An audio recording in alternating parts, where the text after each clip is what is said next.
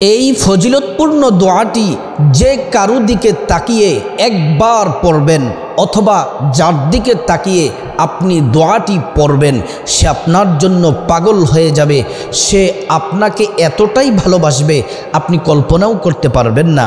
প্রিয় দিনদার ইমানদার মুসলিম ভাই বোন, এটি শুধুমাত্র দোয়াই নয়, কোরআনুল কারীমের একটি চমৎকার একটি আয়াত। আল্লাহ রাব্বুল আলামিনের কোরআনুল কারীমের আয়াত, কোরআনুল কারীমের দোয়া বুলেট মিস হতে পারে কিন্তু কোরআনের আমল মিস হতে পারে না। আপনার সব মিস হতে পারে কিন্তু আল্লাহর কোরআনের আমল মিস হতে পারে না, কারণ কোরআনের মধ্যে কোনো ভুল নেই। আপনার যদি আল্লাহ তাআলার উপর যদি পরিপূর্ণ তাওয়াক্কুল এবং ভরসা যদি আল্লাহ তাআলার উপর করতে পারেন এবং এই দোয়াটি যদি পড়তে পারেন 100% ইনশাআল্লাহ কার্যকর হবে। প্রিয় দিনদার ইমানদার মুসলিম ভাই বোন, মহান আল্লাহ রাব্বুল আলামিন কোরআনুল কারীম আল্লাহ তাআলা বলছেন, ওয়ানাজ্জালনা আলাইকাল কিতাবা তিবয়ানাল লিকুল্লি শাই।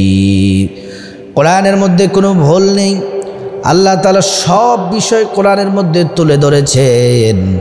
পৃথিবীতে যা কিছু হবে, পিছনে যা কিছু হয়েছে, সামনে যা কিছু হবে, সব কিছু মহাগ্রন্থ আল কোরআনে আল্লাহ তাআলা চমৎকার করে লিখেছেন। আল্লাহু আকবার। প্রিয় দিনদার ইমানদার মুসলিম ভাই বোন, এই কোরআনকে যারা অনুসরণ করবে, কোরআনকে মানবে, কোরআনকে বুকে লালন করবে, কোরআনের ভিতরে যত আইন আছে সব আইনগুলা মেনে নিবে, কোরআন তাদেরকে ডানেও নিবে না, বায়েও নিবে না। আল্লাহর রাসূলের হাদিসে বলেন, মান জাআলাল কুরআনা আমামাহু কাদাহু ইলাল জান্নাহ। কোরআন তাদেরকে টেনে টেনে টেনে টেনে আল্লাহর জান্নাতে পৌঁছে দিবে। সুবহানাল্লাহ। কোরআন তাদেরকে টেনে টেনে আল্লাহ তাআলার জান্নাতে পৌঁছে দিবে। প্রিয় দিনদার ইমানদার মুসলিম ভাই বোন, সব সমস্যার সমাধান দিতে পারে আল কোরআন। এই কোরআন আল্লাহ তাআলা সব বিষয় উল্লেখ করেছেন। কোরআনুল কারীমের যে আয়াতটির কথা বললাম, সেই আয়াতটি এতটাই গুরুত্বপূর্ণ। একটি আমল, এই আয়াতটি কতবার পড়তে হবে তার আগেই ছোট্ট একটি কাজ আছে, ওই কাজটাও বলে দিব। কিন্তু তার আগে স্বামী স্ত্রীর মহব্বত সম্পর্কে আল্লাহর রাসূল কি বলেছেন সেটা জানতে হবে।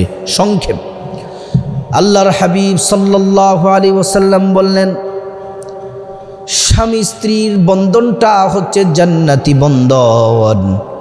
যখন স্বামী স্ত্রী যখন মহব্বতের সময় কাটায়, তারা যখন মিলিত হয়, তাদের সম্পর্কটা যখন মজবুত থাকে, সুন্দর থাকে, আল্লাহ পাক রব্বুল আলামিন আরশে আজিম থেকে তিনি খুশি হন।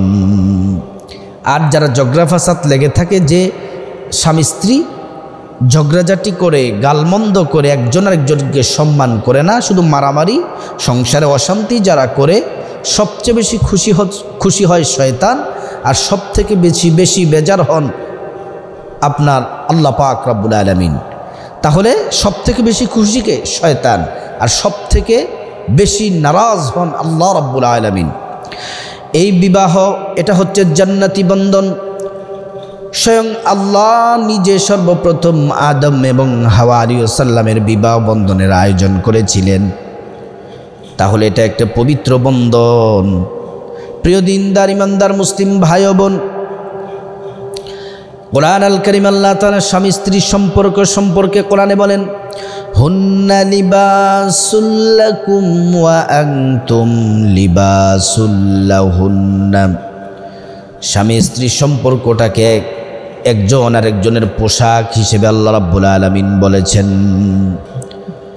স্বামী ছাড়া স্ত্রী যেমন আপনার এতটা মূল্য নেই, আবার স্ত্রী ছাড়া স্বামীরও ততটা কোনো মূল্য নেই। কারণ যদি স্বামী স্ত্রী যদি একত্রে থাকে, যদি একসাথে মিলেমিশে যদি থাকে, আল্লাহ তাআলা খুশি হন। দুনিয়াতেও তাদের লাভ, আখিরাতেও তাদের লাভ আছে। প্রিয় দিনদার ইমানদার মুসলিম ভাই বোন,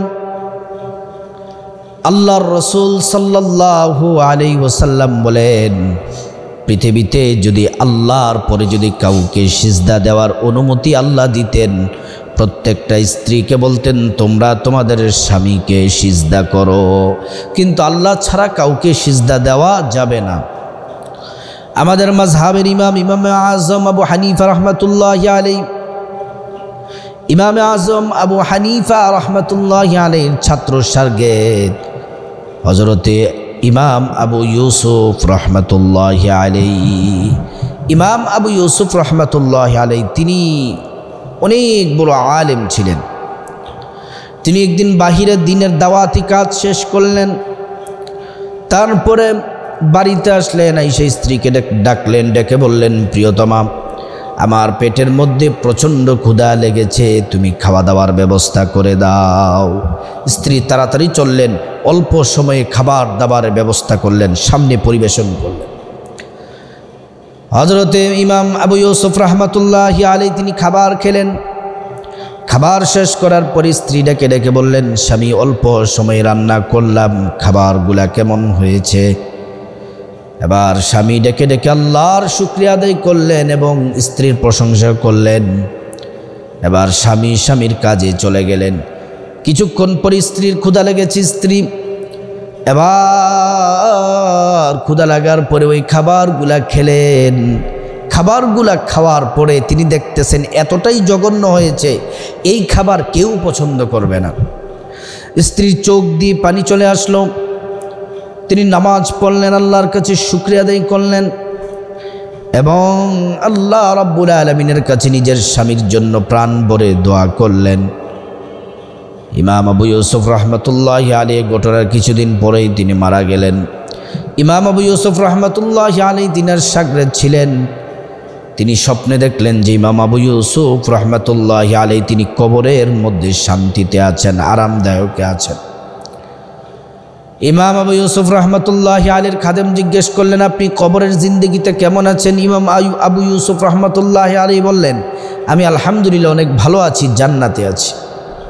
খাদেম বললেন, ইমাম আবু ইউসুফ, আপনি কোন এমন আমল করেছেন যে আমলের কারণে আপনি জান্নাতে চলে গেলেন? আপনি আমলটি যদি আমাকে বলে দেন, আমিও এই আমল করে আল্লাহর জান্নাতে যেতে চাই। ইমাম আবু ইউসুফ রাহমাতুল্লাহি আলাইহি তখন তিনি বললেন, একদিন আমি দিনের কাজে বাহিরে গেলাম, স্ত্রীকে এসে বললাম আমার ক্ষুধা লেগেছে, খাবার দাও। স্ত্রী অল্প সময়ে খাবারের ব্যবস্থা করলো। তরকারি খেলাম এবং বিভিন্ন খাবারগুলা খেলাম, কিন্তু রান্নাটি হয়েছিল জঘন্য খারাপ। কিন্তু আমি তারপর স্ত্রীকে বকা জকা কোনো কিছুই বলিনি, আমি আল্লাহর শুকরিয়া আদায় করেছি এবং খাবারের প্রশংসা করলাম। স্ত্রী আমার জন্য কান্নাকাটি করে আল্লাহর কাছে দোয়া করেছেন। আল্লাহ রাব্বুল আলামিন আজকের দিনে ক্ষমা করে আল্লাহ তাআলা আমাকে জান্নাতের ফয়সালা করে দিলেন। সুবহানাল্লাহি ওয়া বিহামদি। প্রিয় দিনদার ইমানদার মুসলিম ভাই ও বোন, এবার আসুন আমলটি কি করে করতে হয় আমল সম্পর্কে আমরা বলি। আমল করার আগে প্রথমে আপনি ওযু করবেন। ওযু করলে দুইটি পুরস্কার পাবেন। এক নম্বর পুরস্কার হলো মহান আল্লাহ রাব্বুল আলামিন আপনার জীবনের সমস্ত গুনাহ ওযুর পানির সাথে জোরে জোরে ফেলে দিবেন। দ্বিতীয় নম্বর যে পুরস্কার সেটি হলো হাসরের ময়দানে আল্লাহ রাব্বুল আলামিন আপনার ওযুর অঙ্গ প্রত্যঙ্গগুলোর মধ্যে এমন নূর দিবেন যেগুলা ঝলমল ঝলমল করতে থাকবে। সুবহানাল্লাহি ওয়া বিহামদি। প্রিয় দিনদার ইমানদার মুসলিম ভাই ও বোন, ওযু শেষ করার পরে তারপরে কালিমে শাহাদাত পড়বেন। পশ্চিম আকাশের দিকে তাকিয়ে আশহাদু আল্লা ইলাহা ইল্লাল্লাহু ওয়াহদাহু লা শারীকা লাহু ওয়া আশহাদু আন্না মুহাম্মাদান আবদুহু ওয়া রাসূলুহু। কালিমে শাহাদাত পড়লে লাভ কি হবে? আল্লাহর জান্নাতের সব দরজাগুলো খুলে দিবেন আর দরজাগুলো ডাকতে থাকবেন, এই আল্লাহর প্রিয় বান্দা আসো আমার দিক দিয়ে প্রবেশ করো, আসো আমার দিক দিয়ে প্রবেশ করো। সুবহানাল্লাহি ওয়া বিহামদিহি। প্রিয় দিনদার ইমানদার মুসলিম ভাই ও বোন, ভালো করে শুনুন। ওযু শেষ করার পরে কালিমে শাহাদাত পড়ার পরে তারপরে পবিত্র একটি নামাজের মুসল্লা নেবেন। নামাজের জায়গায় বিছিয়ে দিবেন। তারপরে 2 রাকাত নামাজ পড়বেন। আল্লাহর সন্তুষ্টির জন্য 2 রাকাত নফল নামাজ পড়বেন, যেন আপনাদের স্বামী স্ত্রীর মহব্বত যেন বন্ধন যেন মজবুত হয়। তারপরে 2 রাকাত নামাজ শেষ করার পরে তারপরে 3 বার দুরূদ শরীফ পড়বেন, নামাজের দুরূদ ইব্রাহিম পড়বেন। আল্লাহুম্মা সাল্লি আলা মুহাম্মাদি ওয়া আলা আলি মুহাম্মাদ কামা সাল্লাইতা আলা ইব্রাহিম ওয়া আলা আলি ইব্রাহিম ইন্নাকা হামিদুম মাজিদ। আল্লাহুম্মা বারিক আলা মুহাম্মাদ ওয়া আলা আলি মুহাম্মাদ কামা বারাকতা আলা ইব্রাহিম ওয়া আলা আলি ইব্রাহিম ইন্নাকা হামিদুম মাজিদ। প্রিয় দিনদার ইমানদার মুসলিম ভাই ও বোন, এবার দুরূদ ইব্রাহিম 3 বার পড়ার পরে তারপরে 41 বার পড়বেন।